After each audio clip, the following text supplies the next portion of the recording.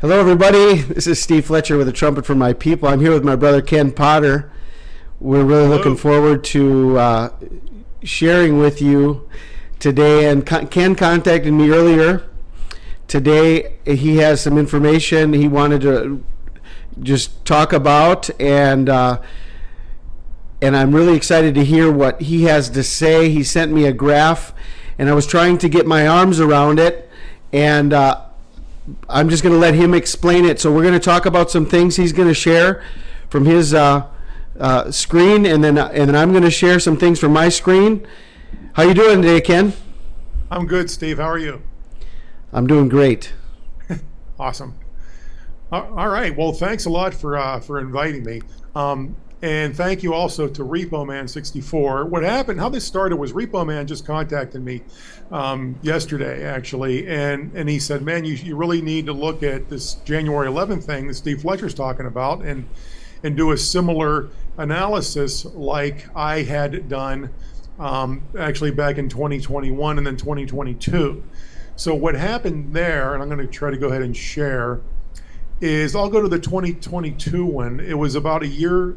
It was 2 years ago this month. I put a video out that where I had looked into these eclipses, and I was studying the timing of them, and noticed a pattern of symmetry. And in those videos, I also talked about how there's a lot to be said for how God works with symmetrical patterns, etc. And it seemed pretty striking that there was so much symmetry around this eclipse that happened on May 16th, 2022. But of course, that day came and went. So, and that's kind of the basis for Reba Man contacting me. And then when he told me about January 11th. So I looked into January 11th, and there's no eclipse on January 11th, but I found it interesting that there is, I'll show this, there is, the new moon is actually, if you look at this website, it talks about how the new moon is what they call the biggest miss. And I never knew what that really meant. So looking into that, what they mean here is the moon pretty much oscillates on its angle versus the angle of the sun, up and down. And when it happens to be right on zero, right on that same line during the new moon, that's when we get a solar eclipse. But now what we have is it's actually it's the complete maximum away from that on the way down on January 11th. And it turns out this new moon also occurs just right about noon GMT or UTC, which means that it happens right when there's like maximum amount of daytime through the world. Now, that maybe not be that big of a deal. However, what I did is I plugged in your, let's see, I'm going to stop the share. I plugged in that January 11 number into the spreadsheet that I used to formulate that original study. And I'm just going to show that here. And this really made my jaw drop. And for those who don't know me, I definitely lean towards the more skeptical. I kind of throw out a lot of people will share things, and I'll say, yeah, thank you. But then I figure it's a nothing burger. I've gotten pretty skeptical on a lot of this stuff. But this I found particularly beyond coincidence.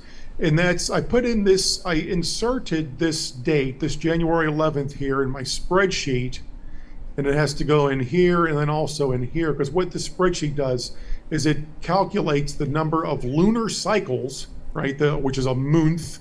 It's like 29.5 something days. The formula's in here. 29.527 days is the average. And so it calculates that number of moon cycles between these eclipses or these dates. And then I look at how many of them are before and after the same.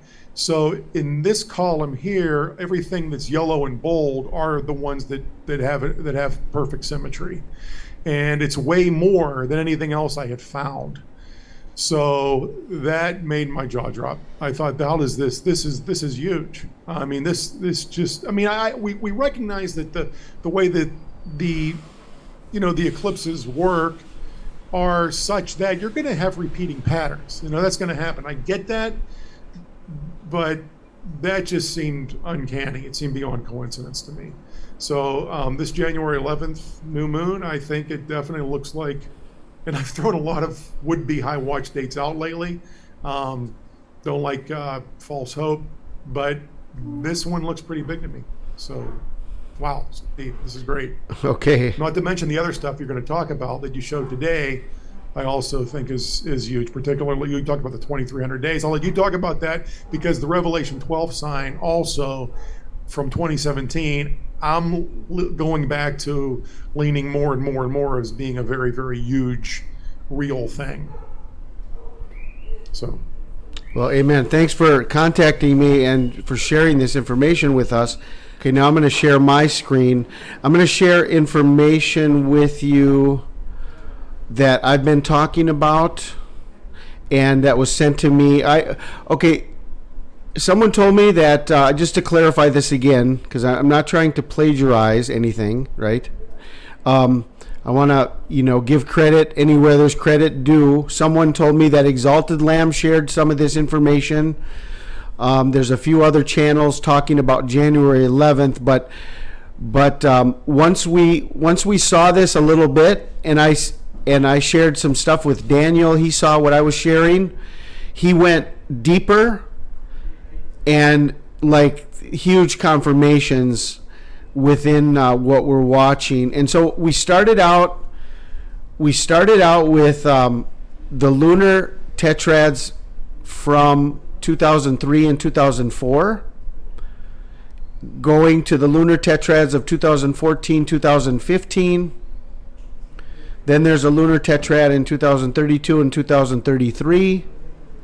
And then in 2043 and 2044, another lunar tetrad. So we've got 16 blood moons, especially the big ones from 2014 and 2015 that everybody was watching. These are all symmetrically lined up with January 11th, 2024. Then he went and did all eclipses from 2017, starting with the Great American Eclipse. Every solar eclipse has a match to January 11th, 2024, and it has its match on the other side. Like, for example, this one on October 14th, which was we were calling the birth eclipse because it came across Corpus Christi and then went across right where I am, perfectly over where I am in Yucatan, Mexico, went across the birth canal of Panama. Then it came out of Natal, Brazil, which means the birth. Okay. That eclipse, and I mean, it was so huge from Portland all the way down through Mexico, South America. I mean, that was crossed all of North America and South America. Then January 11th is the middle day, and it goes forth until the next Great American Eclipse of. So the last two American eclipses are connected to January 11th. That's so huge. Yeah. This is a big deal. I mean, Isaac Newton, who was a mega genius and a Christian, he studied eschatology, he studied Revelation and Daniel. He said that the solar system, he believed that the solar system was God's cryptogram. In other words, it's like God's extremely elaborate clock. And what this is telling us is that this clock is running in such a way that there's this laser middle time between all these events that sits right there on January 11, 2024. I mean, I'm not guaranteeing that means anything happens then, but I mean, it could just be the beginning of the end of the end of the end. I don't know, but it's definitely huge. Right, and I don't take that lightly too. And I'm not the kind of guy that thinks everything is a big deal. Again, I'm just saying that to give it this credence. This passes every smell test that I can think of.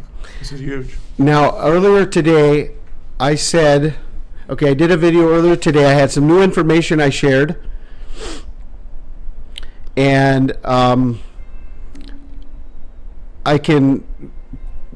we could possibly go over that right now, but what I said in the video is that I'm going to be bringing some new information beyond what Ken is going to share. Daniel has found some new information, and this is going to be the most astronomically, I mean, this is going to be the biggest find that I think I've ever seen, and I don't know, a lot of people are going to say this is just unbelievable, incomparable. I don't know how to explain it with words, but Daniel finished this graph, okay? And what he did is he went back. I mean, we're talking about eclipses from 2003 to 2044. He went back to the blood moon tetrad of 1948. Or I think it was 1949 and 1950. Right. So let me just interject. That means this can't be something that's just going to keep repeating over and over every so often, because those tetrads there's huge time frames where they just don't happen. Okay. Right. There was like one when Christopher Columbus sailed, apparently, right, and then there was one during '67. I think this 1967 war. So they're not frequent. So here is. Yeah. There you go. Here's the graph. Okay. I got Ken and I really small up in the corner. Hope you can see us. But the point of this is, I mean, look at this. Everything has a match to January 11th, 2024. Now we're going back.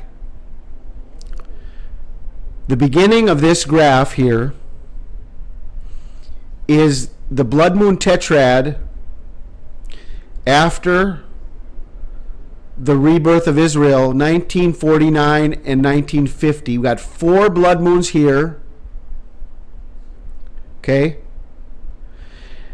And they all have a perfect match in 2097 and 2098 by exact number of days: 27,301, 27,125, 26,947, and 26,770 days. That could be the time that Satan is released for a little while at the end of the millennium. That just occurred to me. Well, that would be 1,000 years later. Well, 1,000 years since the start of the millennium. I'm saying you're like 2098, for instance, right? Well, that's only like 70 years. We're still a ways from the millennium.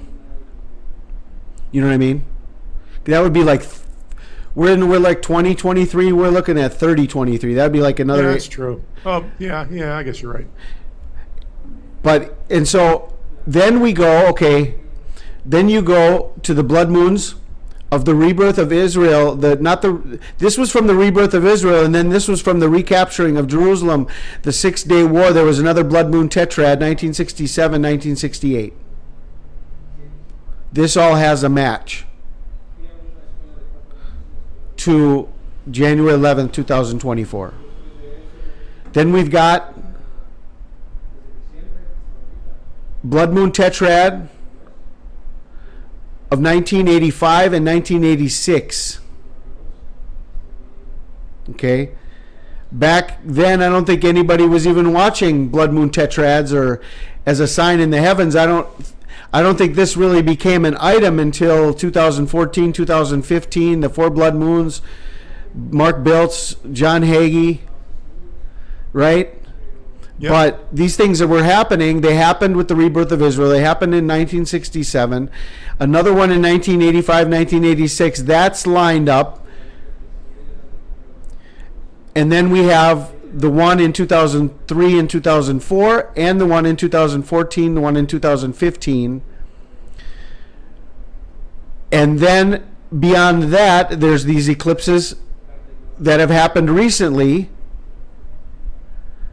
From 2018, there were 2, 2019, 2021, 2022, 2022, all of these. I mean, how many are there here? 1, 2, 3, 4, 5, 6, 7, 8, 9, 10, 11, 12, 13, 14, 15, 16, 17, 18, 19, 20, 21, 22, 23, 24, 25, 26.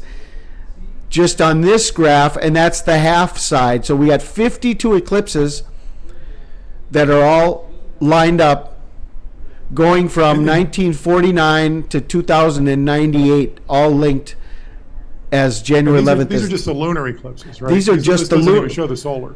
And okay, and I was working on, and I didn't know where to go. As soon as Daniel said he's going to be working on something, I didn't continue.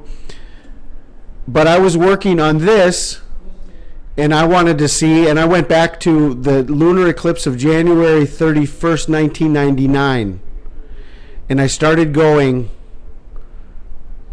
by number of days, and I found a website where you can put in 2 dates and it gives you the middle day, and so it made it a lot easier.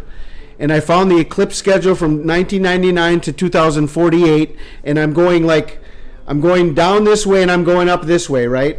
You're going down on one side and up on the other side, and you're getting closer to the middle each time. And so all of the eclipses from 1999 is where I started, match to December 20th of 2048.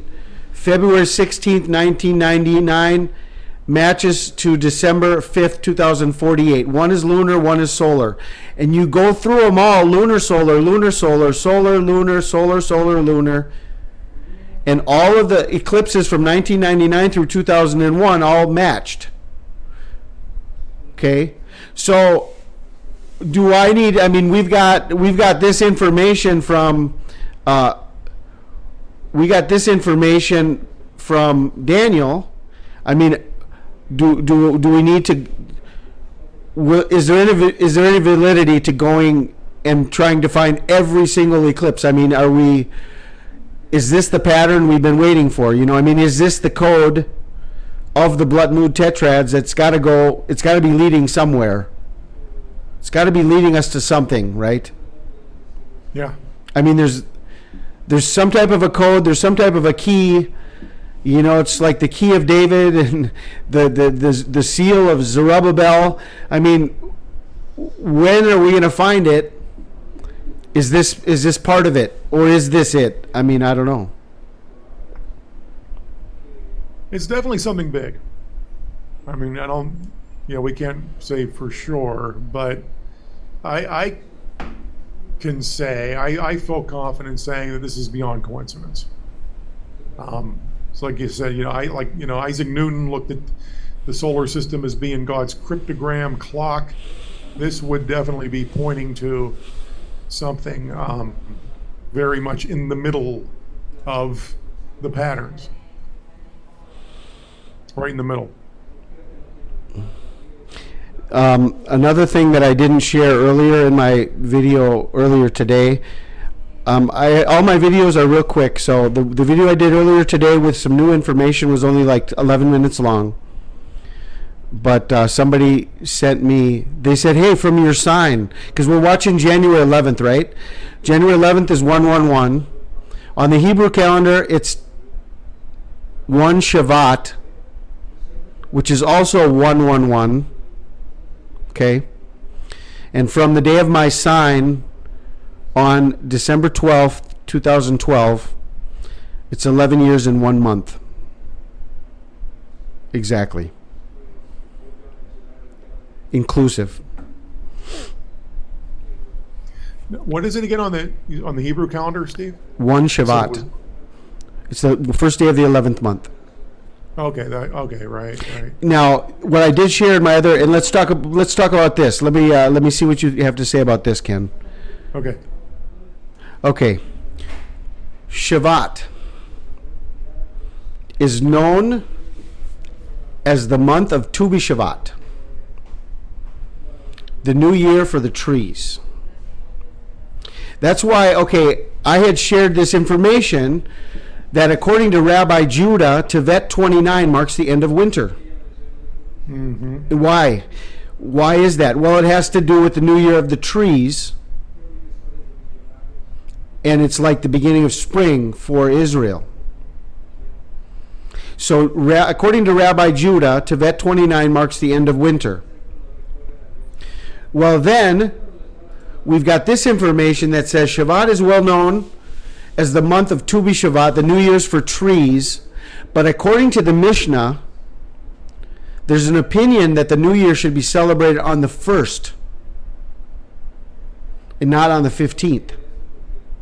Interesting. And remember the other, I don't have it in front of me. There was the rabbi that had the prophecy about the two Benjamins. And then he said on Rosh Hashanah itself, and Rosh Hashanah isn't necessarily Yom Teruah, which is Feast of Trumpets. Rosh Hashanah is head of the year. A new year, one of the New Years. So if he's saying Rosh Hashanah itself, perhaps that's code for the real New Year that we're not really recognizing so much. And thinking out loud here. Okay, and Ken, all of this connects to Yitzhak Kaduri, right? Who died. Okay, listen, because there's a little bit of let's go into this a little deeper. Yitzhak Kaduri on the Gregorian calendar died on January 28th, but this is the Jewish calendar for 29 Tevet. Yitzhak Kaduri died on 29 Tevet.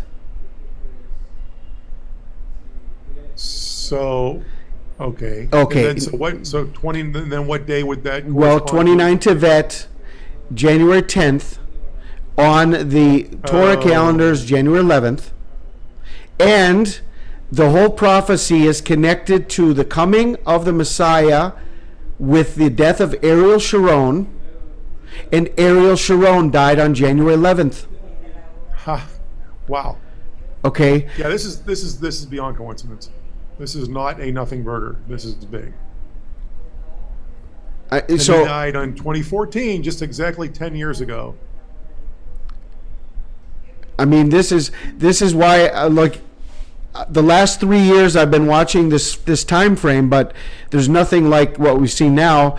And then now we've got the Yitzhak Kaduri anniversary on 29 Tevet is January 11th, and Sharon died January 11th, and Yitzhak Kaduri's note was opened a year after he died on the same day, which would also be 29 Tevet. Yep. Okay.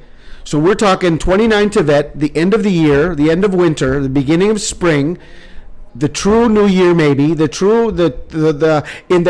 turn of the year on the Rosh Hashanah. That's the Shoshani prophecy about the two Benjamins. Yeah, that's what I was. Shoshani gave the prophecy about the two Benjamins, and all of that. I mean, all of that connected to 2,300 days from the Revelation 12 sign. Okay. Connected to 1,335 days from Operation Warp Speed, which was not only any day, it was actually on the birthday of Israel, May 15th, 2020. That should be a signal to anybody. Something's happening here on the birthday of Israel. Okay. Yeah. So right, 13. And also in that logo, it looks like 3 horns, and then another little horn sprouting out. Well, yeah, and then you just take off the P's, and it's Operation War Seed. Right. Yeah, there's a lot in that. So, and then we have, from there, it's 1,260 days was the blood moon of October 27th and 28th. And Israel started their ground invasion on the day of the blood moon of this partial eclipse. Was the day of the Israel invasion. So this was 1,260 days after Warp Speed. 75 days later then is January 10th and January 11th. So we've got the 2,300 days, we've got the 1,260 days, we've got the 1,335 days. Connected to Kaduri, Sharon, and all of this. I shared this earlier, that Obama said goodbye on January 10th. He had his farewell speech.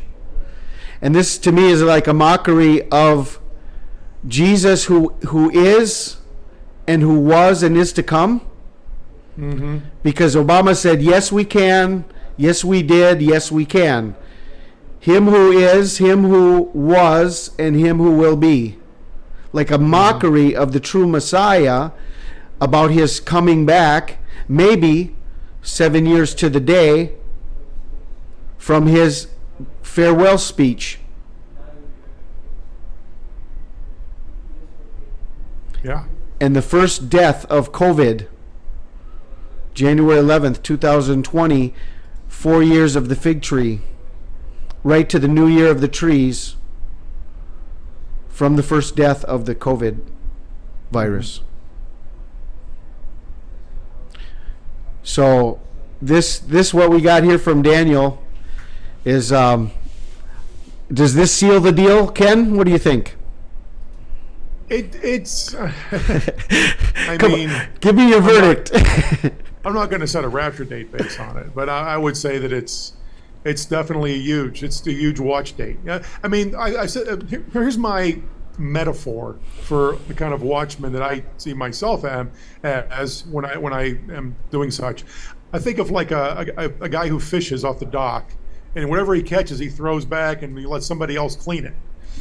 I'm kind of like that, right? You find something, hey, this is huge. I don't know what it is yet, but here I'm sharing this. What do you think? And this is something big.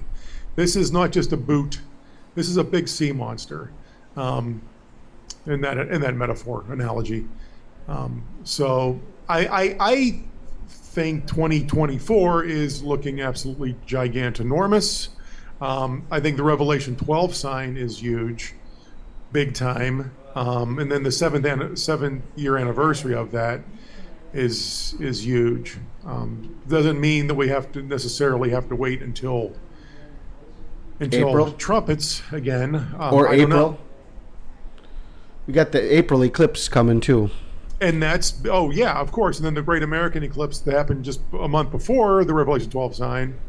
And then this one here on April 8th that makes that X.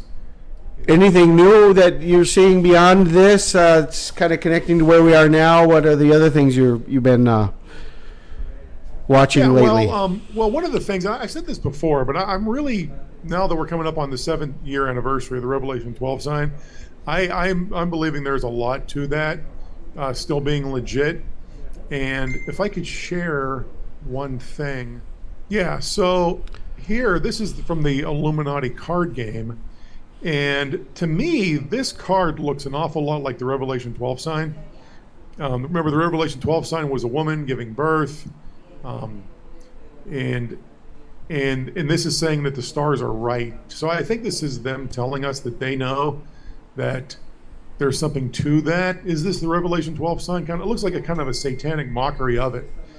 But I would say that this is saying that they know that it's legit. Keep in mind, this card game also has a card about the rapture. There it is. Tape runs out. Right? So when the rapture comes, I'll make them wait. Supposedly, I think that maybe that's Satan talking. They'll never clean my cage. Give me some more of. Tape runs out. Good try. Too bad something went wrong. So they know there's a rapture, and it looks like they also know the Revelation 12 sign means something. So that to me is, well, that's interesting.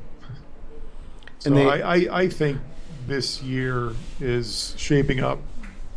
Do you know who controls all the time? You know who controls the United States debt clock? No. Or how, like, you saw that there was a secret window there and the Revelation 12 sign came up on that? On the USA debt clock? I don't think so. A few days ago. It was only up for like a day. Okay. But I was just kind of wondering who controls that and how that ended up. It came up, but the Revelation 12 sign came up. The secret window, the USA debt clock, and it really came up just as the USA debt clock was hitting 34 trillion. So it was like going from 33 to 34, and that was Yeah. the secret window. The Revelation 12 sign came up, like the time runs out type deal. Huh. Yeah. Wow. That's interesting. Yeah, I'd like to see that. I got to look that up. That looks very cool. Yeah, a number of people shared about that, and so I don't know. So okay, well, anything else that you've been seeing or wanted to say about what you shared with me? And I have no, just great work, Steve. I mean, this is big. I mean, there have been a lot of things that I don't I hate to be the skeptic in the room, but I often find myself being that guy. But in this case, I just really wanted to say, hey, this is big. This looks really, really big. This is totally beyond coincidence. All those everything pointing to Jan 11 on the eclipses is huge. The prophecies of the rabbis, Kaduri's prophecy, huge. Awful lot pointing to here and now, and here we are. So could be. I mean, okay. This could be it. So all right. Well, we want to get this out as quick as we can here because we're already January 8th, and we only got 3 days to go. We don't know what's going to happen on January 11th. If January 11th is the time, we want to be ready, and we want everybody to be ready. And so we know that we've had warnings after warnings for years now. At some point, the final warning is going to come. It's going to be the end, and we don't know when that is. But if it is January 11th, I think that God is trying to say something, and be ready. It's going to happen quick, and there's not going to be any time to look back and say, oops, I should have, like they said on The Simpsons, why didn't I listen to my dad? Why didn't I listen to my dad? I was left below, from The Simpsons. So, we got to be ready now, and that's what we're doing. So thanks, Ken, for coming on. Thanks for sharing with us. Well, thank you for having me, Steve. It's an honor. You're doing a great work. It's an honor and a privilege to be your friend, and I'm always here for you. And I know you are likewise. And we're sticking it out in these last days, and we know that day's coming. And after it happens, it's going to seem like it went fast. Now it feels like it's dragging on forever, but yeah. It will happen. All right. Well, God bless you, and God bless everybody. Thanks for tuning in. We'll see you on our next video. God bless. Amen. God bless. Bye-bye.